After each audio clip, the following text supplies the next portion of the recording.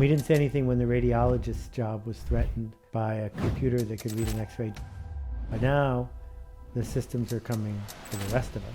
Now selfish, narcissistic, childish billionaires buy companies and then fire people who work there for fun. Some organizations that understand that our job is... Today my guest is Seth Godin, an American author, entrepreneur, marketer, and public speaker who has written 21 international bestsellers. His books have been translated into 38 languages. He writes one of the world's most popular marketing blogs, the Honeybee example. Explain what that example is. So let's start by explaining that humans are not bees. A beehive is 15,000 individual creatures that are not actually individual. They are very much like the neurons in a human brain, turned inside out. If one bee sacrifices its life... How do you hire properly? What I'm saying is, if it's easy to measure, might not be important. The song of significance, what does that actually mean?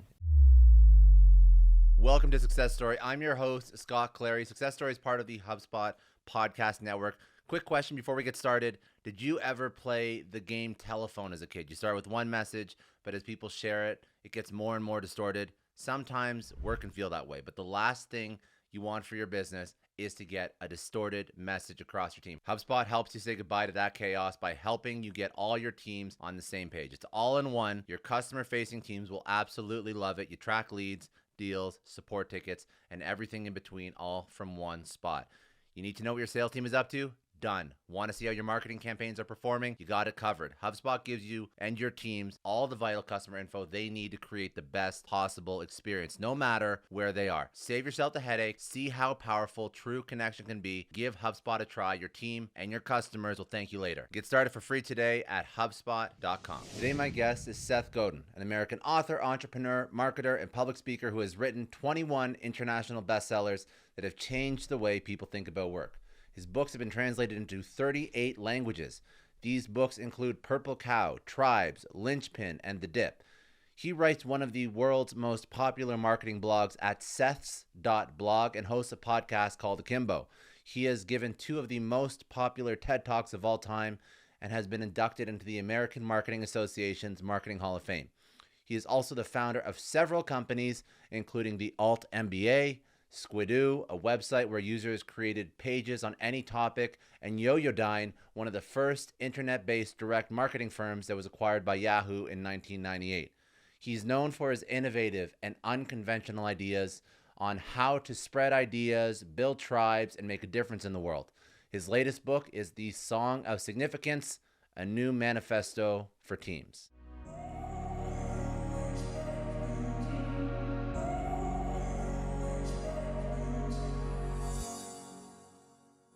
I think the magic optimist moment is that we have more than one of those. We have countless. We don't live in a Marvel comic book. In a Marvel comic book, a spider is required to bite you for you to become Spider-Man, and after that, everything is ordained. So when I think about my life, I think about winning the parent lottery, growing up in Buffalo, New York. I think about what happened to me in a canoe in 1977, teaching somebody that set me on the path of being a teacher. I think about meeting Fred Wilson and Jerry Colonna and becoming Fred's first investment as an independent VC and building one of the first internet companies. I think about looking at the World Wide Web and thinking that's a fraud, that'll never work, and losing billions and billions of dollars as a result. But for this book, for The Song of Significance, I think about Dan and Frankie. I think about being in a little place in Northern California and hearing about Jacqueline Freeman's work and the Song of Significance, a Song of Increase, and learning about how the bees sing the Song of Increase and being completely transformed by their story and by the analogy between bees and humans. And then everything that unfolded in the week that followed that led me to realize that I had this book in me and I had no choice but to share it. It's very interesting when you dive into topics, you do them so thoughtfully, and that sort of tees up why you wrote this book. And that was going to be my next question, to be quite honest. It's why are you diving into this topic? Because from a very high level, it seems that we're doing better at leadership and we're doing better at building it seems like it.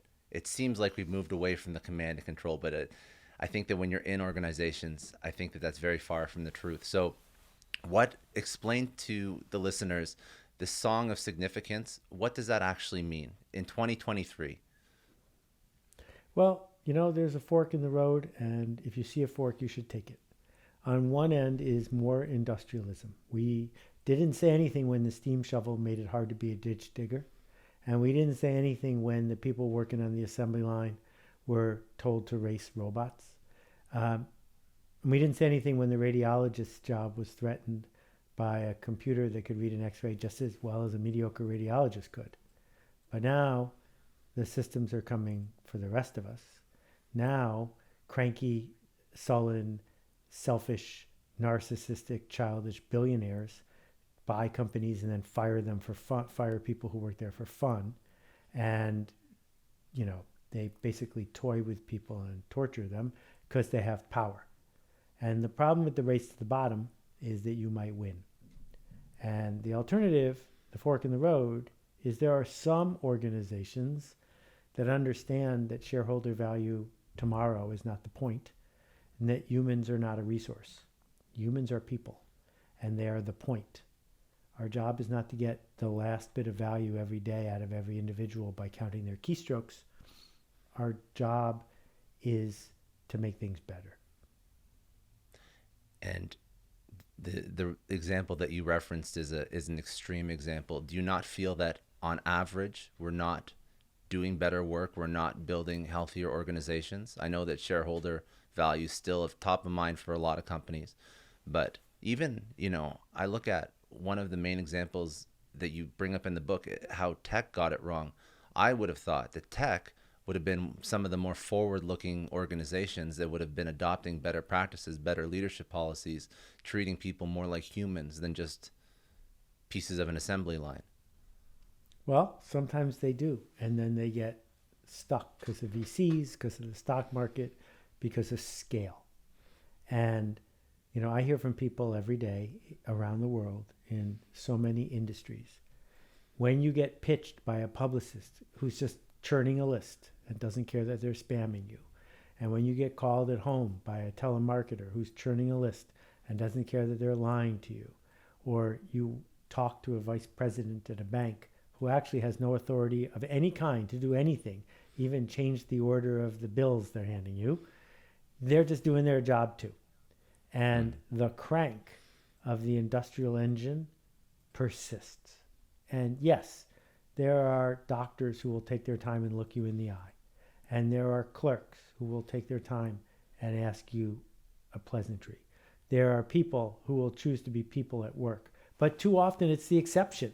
It's not what they're supposed to do all day. And so the reason that my publisher pushed this book up 6 months, which they've never done in all my years of working with them, is that they have said, this is a moment we need to talk about this. And we're not. What we've been doing for a long time is saying, we can be industrialists, we can have a manual, and we can have free snacks and feel like we have agency.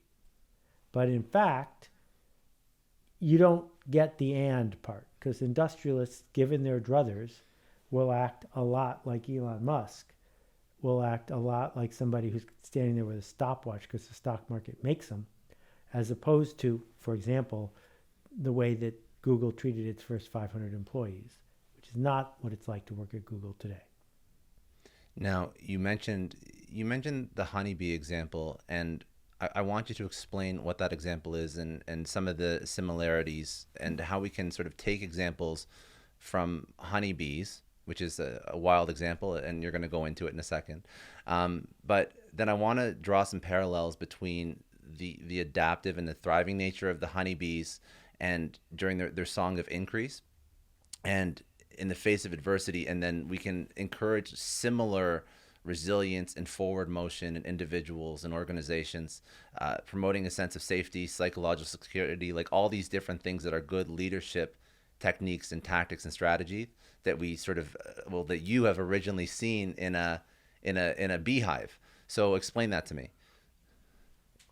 So let's start by explaining that humans are not bees.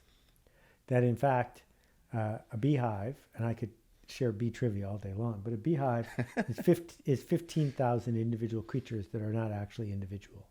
They are very much like the neurons in a human brain turned inside out. If one bee sacrifices its life or is killed, the beehive persists. That they somehow manage to be organized without an organizer, to exist in community without a leader. And that's how our brain works too. There isn't one neuron in your brain that's in charge of everything. So what Jacqueline Freeman wrote about when she wrote The Song of Increase was what happens to the bees at the end of a long winter. So that's in May in the Northern Hemisphere. If they've survived, and many hives don't, they will have depleted much of their honey, because the purpose of the honey in the hive is not to give people a plastic-shaped bear to squeeze in their tea. The purpose of the honey is to sustain the hive when times are tough. But if they made it through the winter and they have enough honey, just barely, the council maidens, the women who run the hive, will have a meeting and realize they have a chance to leap. And so they'll do two things. The first thing is they'll build a vertical egg chamber and ask the queen to lay and fertilize a queen egg, because there's only one queen in a hive at a time. And the second thing they'll do is they'll instruct all the other maidens, sometimes called worker bees, to go out and collect as much pollen as they possibly can. And within just a couple weeks, they will replenish all the honey that the hive was running low on. And the baby queen will be about to be born. And then something really cool happens, which is that within a 10-minute period of time, more than 10,000 bees and the queen will swarm and leave the hive all at the same time and go 200 meters away. That's called the Song of Increase. What a daring leap to leave behind the honey, leave behind the new queen, leave behind all the babies, the pips, and just go somewhere you've never been before. And then they only have 3 days to find a new place to live. And that leap is what permits bees to thrive and to evolve. And human beings who are not bees have been seduced by industrialism to sing the song of safety, to hunker down, to watch a little bit more TV, to buy a little bit more crap, and just go to work tomorrow. And we are capable of more than that. We are capable of leaping into this void. Let's just take a second and thank the sponsor of today's episode, HubSpot. Now, HubSpot and the HubSpot Podcast Network have incredible podcasts you have to listen to, like Entrepreneurs on Fire, hosted by John Lee Dumas. He's been in the podcast game for forever. He gives you insightful interviews. Now, imagine this. You're getting firsthand experience from successful entrepreneurs like Kevin Lannister, who knows a thing or two about navigating the chaos in rapidly changing industries. He runs the fastest growing IT company in the world. Or Tyler Wagner, who believes in the power of your story to scale your business online. Or how about learning from Tom Antion's old but gold insights on transforming hobbies into streams of passive income? If you are an entrepreneur, you need to listen to Entrepreneurs on Fire, hosted by John Lee Dumas, brought to you by the HubSpot Podcast Network. You can listen to it wherever you get your podcasts. So what is it going to take? What is it going to take for us to make that leap? I am asking people through this book to have a conversation, to talk to the others, and to simply say, let's get real or let's not play. To engage in a series of mutual commitments with bosses and with coworkers, with the people who work for you. To say, I will not treat you disrespectfully and you shouldn't do the same to me. I will not call a meeting just to make sure you're not out doing your grocery shopping and then lecture at you for half an hour when I could send a memo instead. I will not focus on obedience. I will focus on standards. That it is possible to create change. And change is what makes us human. Change is where significance lies. That if all you're doing is managing and repeating, well, that's sort of important, but maybe someone else can do that. You mentioned in the book that this is a catch-22 and everyone's hesitating to go first in this conversation. And so we're trying to solve for this by getting a conversation going.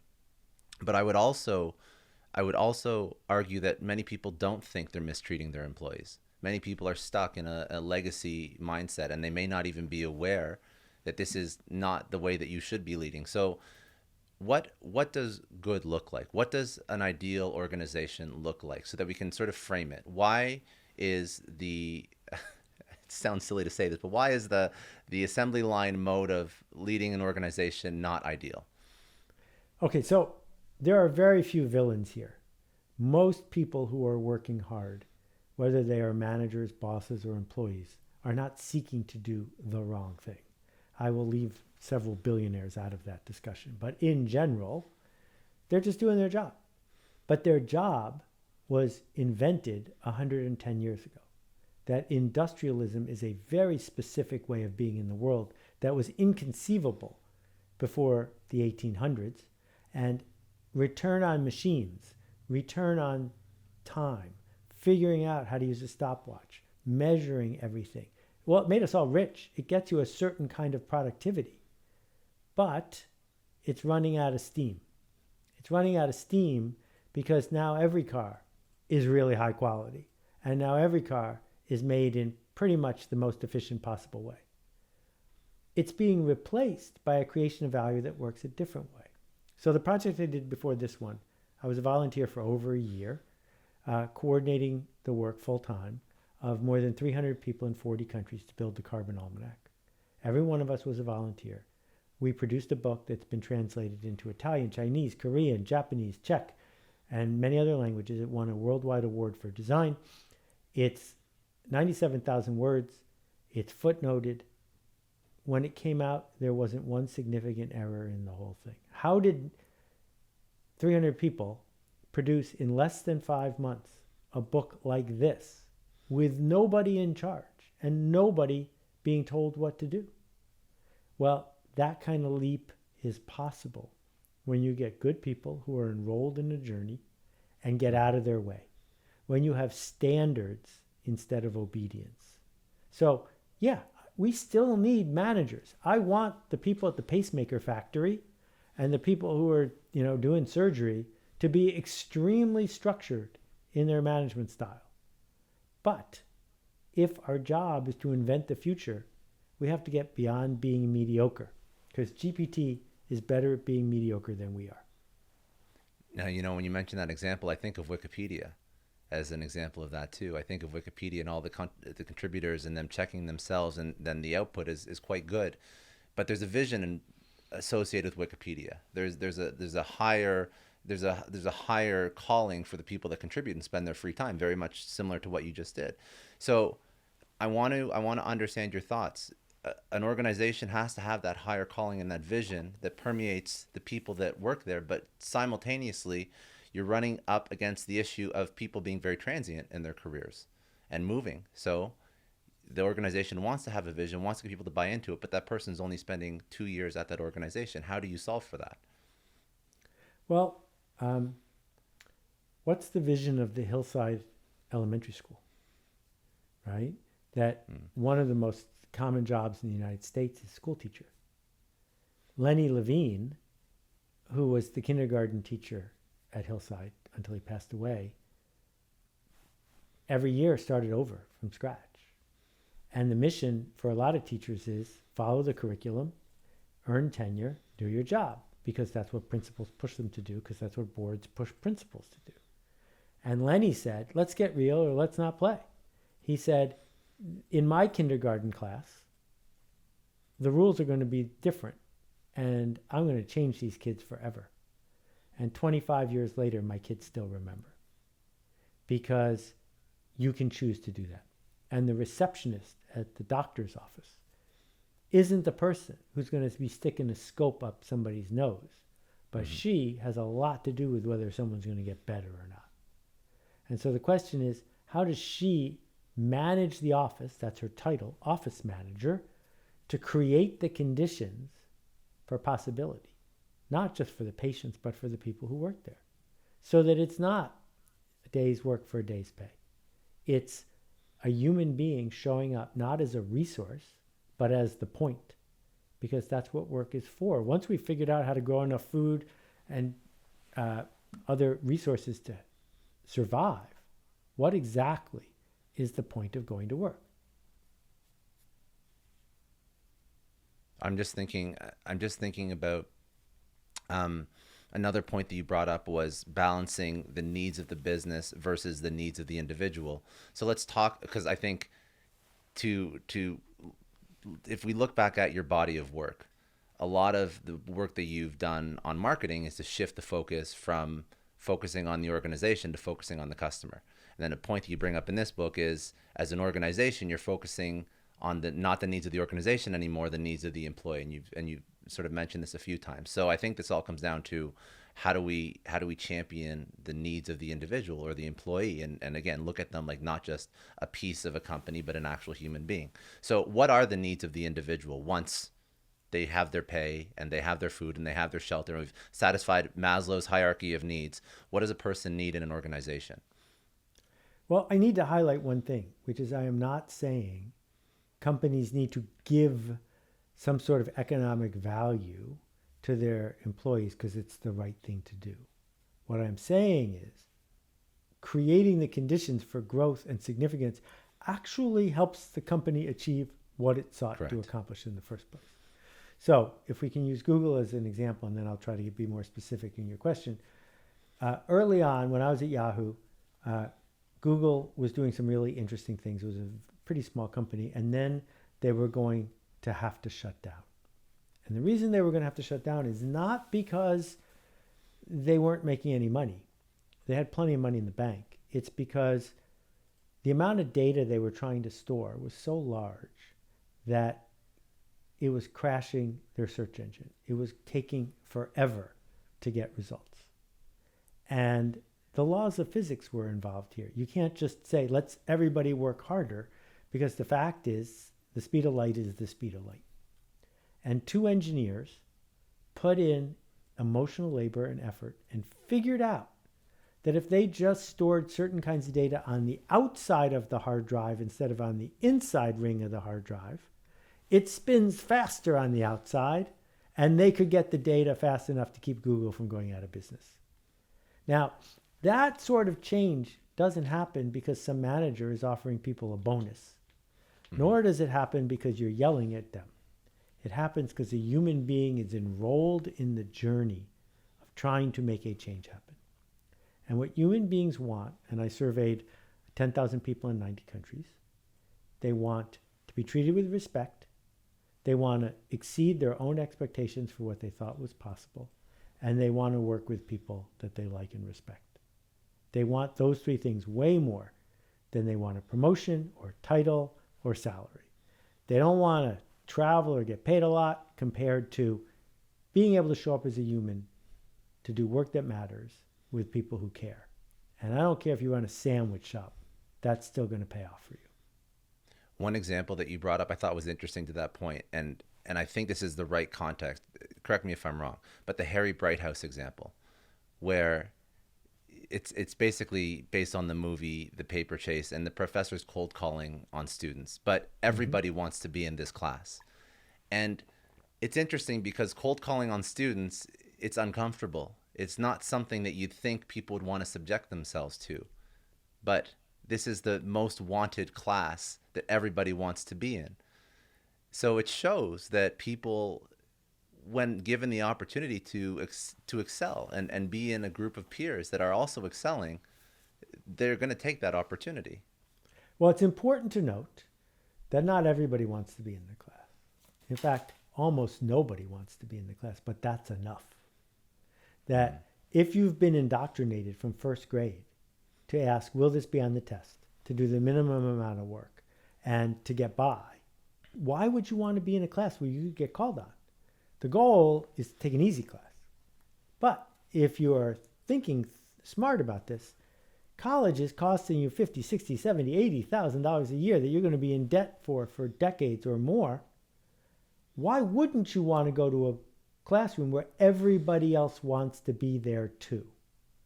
And that's the magic of the Brighthouse approach, which is some people want to be in a room with people who want to be in the room.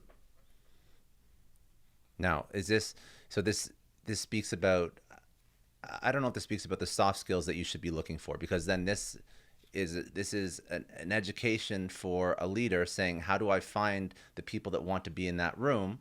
And traditionally, I would only hire people that have the hard skills, and you address this as well. But then at the end of the book, you have an encyclopedia of real skills, things that are soft skills. But as a lead, I've hired a lot of people. You've hired a lot of people. A lot of people listening to this have hired a lot of people. You can gauge some of this, but ultimately, it's stressful when you're hiring somebody to hire based on soft skills. So how do you hire properly? What is your advice for the manager, or the leader, or the director, or the VP that wants to incorporate this? So just to catch people up, what I'm saying is if it's easy to measure, might not be important. If they went to a famous college, if they have the same skin color as you, if they're tall, if they're charismatic, if they interview well, if they can type a lot of words per minute, if they commit a lot of lines of code to GitHub, fine, but that's not really what's going to transform your organization. It's loyalty, honesty, empathy, connection, possibility, the willingness to sit in the liminal state between here and there. Lots of things that don't show up on resumes. And what I have found, because I don't know a better shortcut, is the only way to know that is to work with somebody. And the good news is you can now work with somebody before you hire them.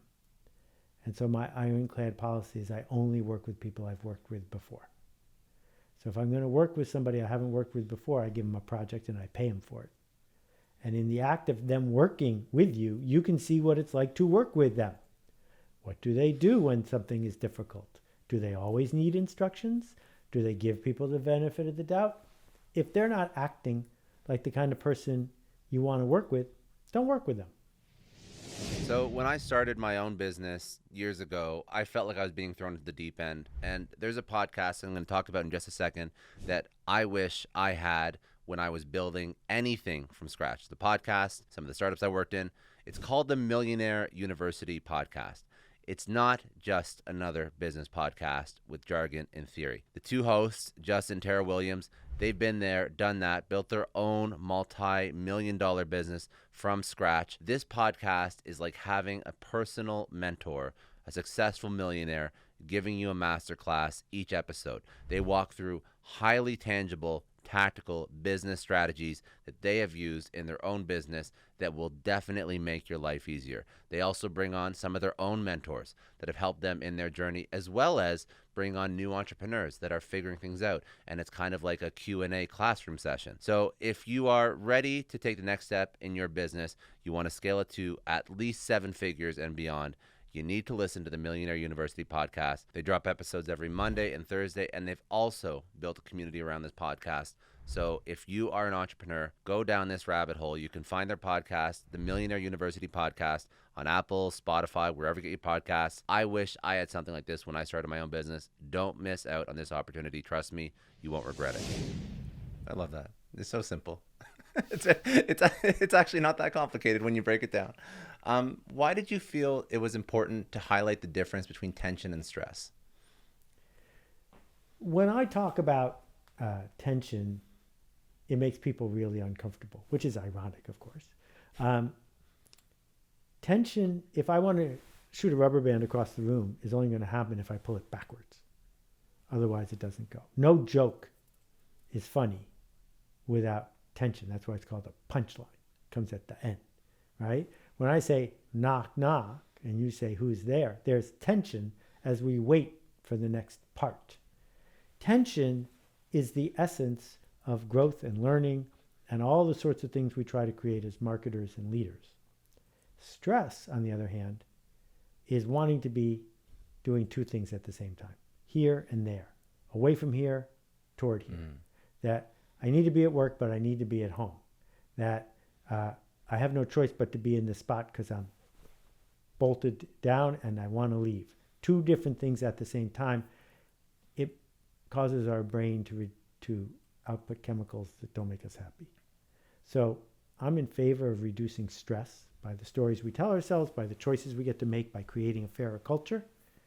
But I'm also in favor of creating tension to produce outputs that we seek. Another lesson that I picked up from this that I think is a great lesson for any leader it's about feedback loops. And you mentioned two in particular.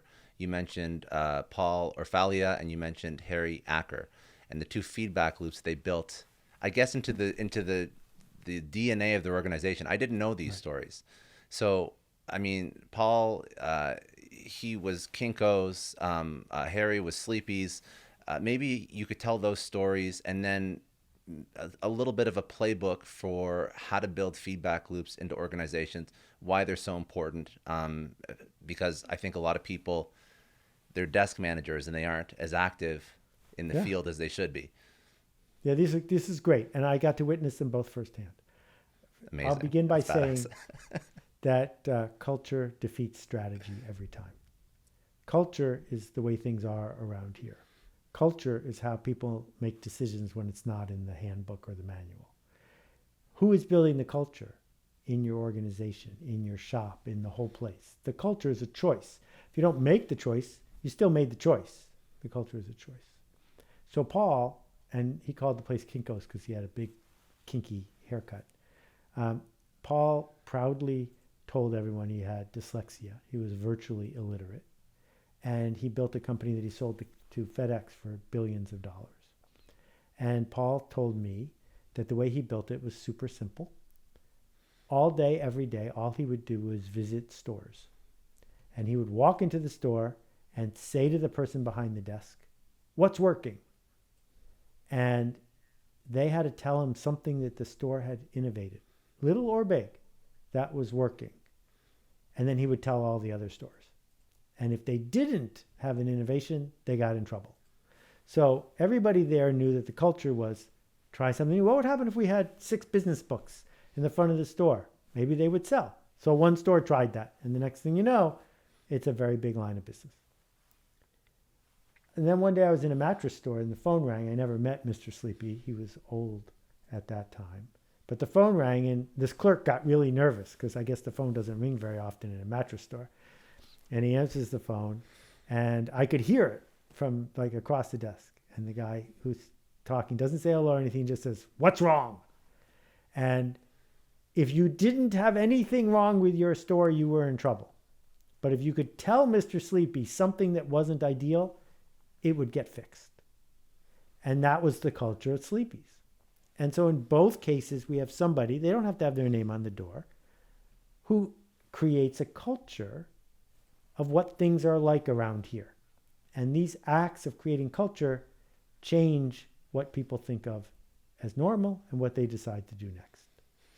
You know, I was listening to Alex Hormozy, who has become very popular very quickly, and he's built a large business. And I know that he has proactively gone out against his organization, and he's basically said to any member of his team, try and replace yourself with AI.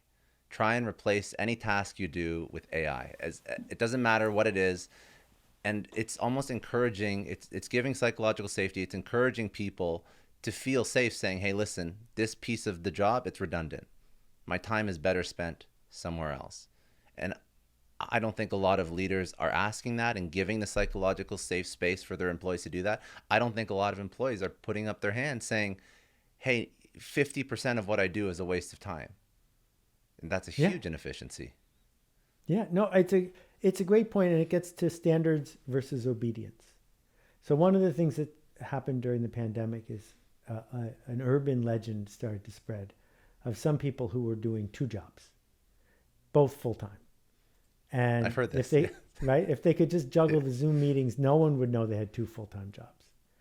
And the manager who cares about obedience freaks out at that. The same way, today, you could probably become way more productive if with your own money, you hired a virtual assistant and outsourced some of your work on Upwork. Because you could then hand in really well done spreadsheets or lines of code, even though you didn't spend any time doing it at all. You're just arbitraging it to the outside world. So the question is that okay?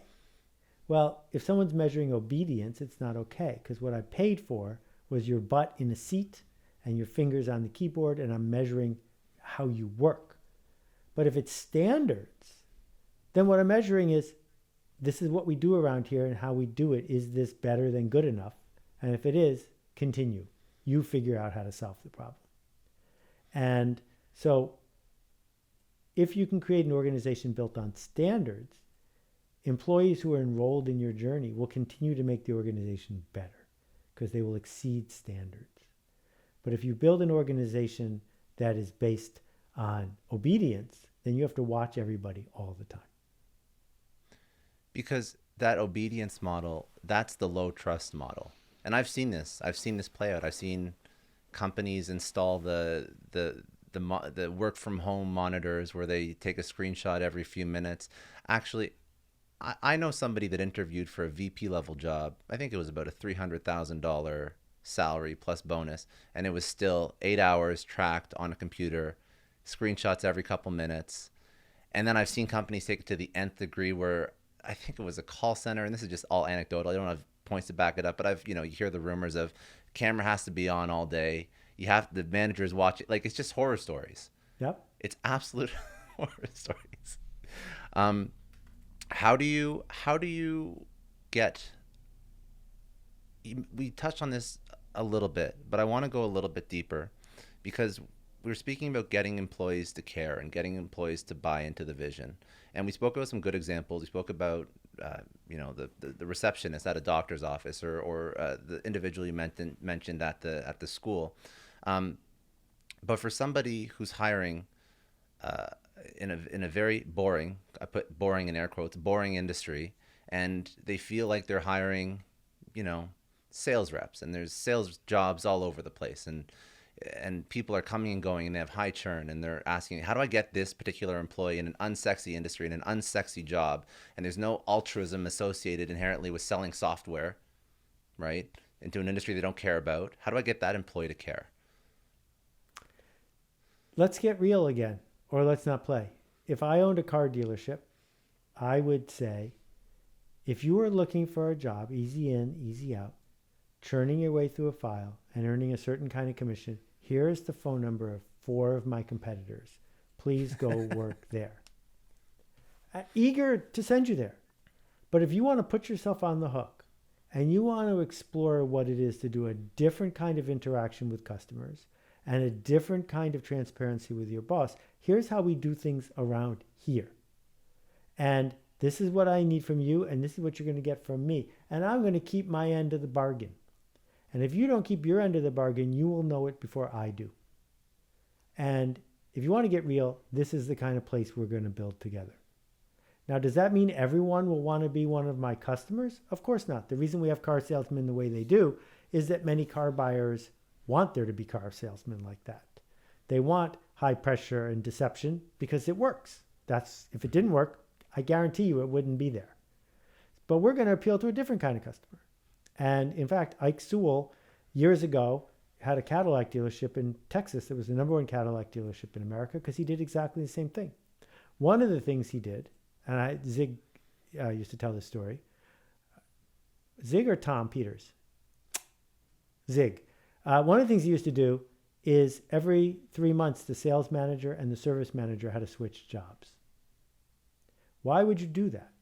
You would do it because then the service manager would hear all the promises the salespeople had been making about what service would do. And then the sales manager would hear about all the times people had been disappointed by the service people. And by creating this empathy, by moving people around and professionalizing the work, it created a completely different kind of dealership. And if you went in to Sewell Cadillac with a piece of paper and said, I think I can save $12 over at your competitor, they'd say, you want a lift? Go save $12.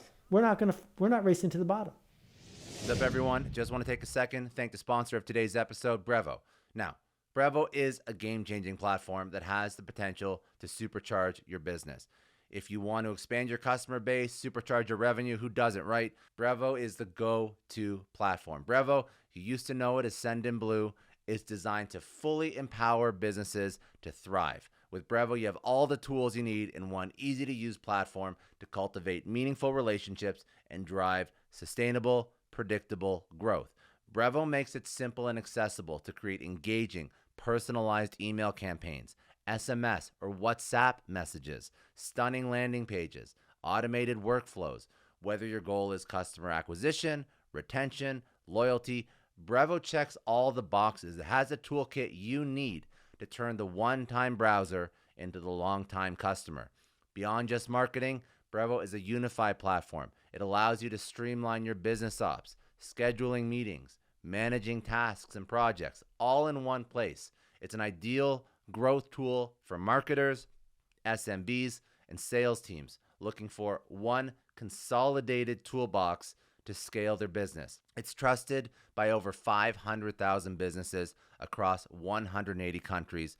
It includes leaders like Sodexo, Louis Vuitton, Carrefour, eBay, Michelin. They all rely on Brevo's robust technology and extensive integrations to deliver unparalleled customer experiences, reduce costs, drive sales.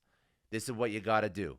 Get started with Brevo for free by clicking our link below or going to brevo.com/success and use the promo code success to save 50% on your first 3 months of the starter and business plan. That's brevo.com/success, promo code success, and sign up for free. And when one of the things that we were speaking about is also meaningful work. I love that, by the way. I want to wrap up with this. There's two things I want to wrap up with. Excuse me. So I want to talk first, which is very relevant now in a post-COVID environment where everything's virtual and everyone's working from home. And you touch on meetings a lot in the book and why there's basically an overemphasis on meetings. And I think it's gotten even worse now. And I think you can attest to this. You couldn't have 2 seconds of content to deliver to a person or a peer or a coworker, and you spend an hour on a Zoom call, right? It's ridiculous. So knowing the current environment and how unhealthy meetings have become and how ridiculous meeting culture has become, how do we fix this particular thing in a business? Because I think that this is very tiring. I was just speaking to somebody earlier today that actually gave scientific facts as to why when we're talking on a meeting, it's more on a Zoom call, it's more tiring because we don't have the type of signals and connections between ourselves and our brains that we would have if you're sitting in the same room, and it takes a lot of cognitive power to understand what the person is saying, and the nonverbal cues aren't there. So it's just exhausting. It's very bad for organizations. How do we fix this? How do we solve for meetings? So meetings aren't the problem. Meetings are the symptom of the problem. And the problem is we're not able to ask our boss and our coworkers, what is this for? And if you're not able to ask, what is this for, whatever it is, then you haven't made an agreement to be significant. If the question, what is this for, if the answer is because we always do it this way, then it answers itself. So my friend Toby has a company with more than 5,000 employees, 10,000, and he also knows how to program. He went in and deleted every regularly scheduled group meeting in the entire company on a Sunday, just from everyone's Google Calendar. It just disappeared. And then on Monday, everyone got an email and it said, if you really need this meeting back, you can have it. But why don't you try it without for a while? He saved the company millions and millions of dollars in untold frustration. So if we can't say to our boss, I see you have a meeting scheduled for an hour. What's it for? Would it be easier if you recorded a 5-minute video and just emailed it to everybody? If you can't have that conversation, then meetings aren't really the problem. The problem is you can't even ask about it. And the last thing I wanted to ask, you make a wonderful reference about the focus on creating meaningful work like Mozart as opposed to background noise like music. So how do you quantify, how do you measure meaningful work? What is the new metric as a business that we should be striving to attain? So Muzak, in terms of number of ears touched, it's pretty popular. Any elevator is playing Muzak, not Mozart. But for me, the question is, did you make a change happen?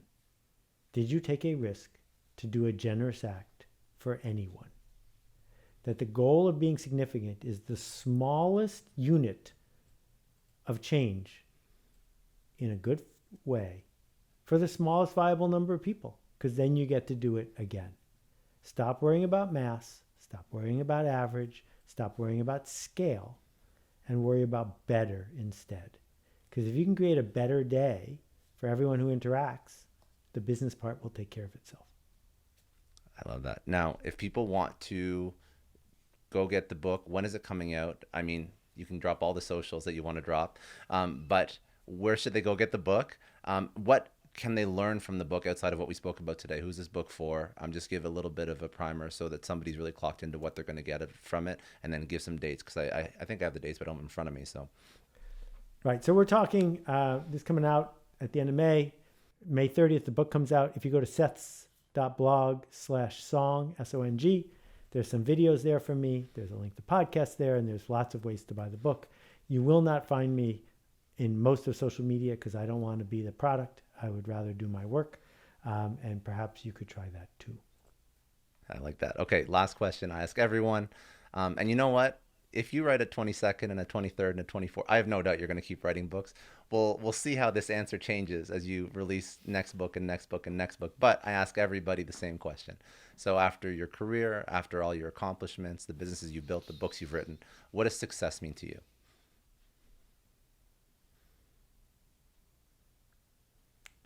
Sometimes if I'm good at what I do, the people I teach somebody else. And I don't need credit. I don't even want credit. I just want to know that I made things a little bit better.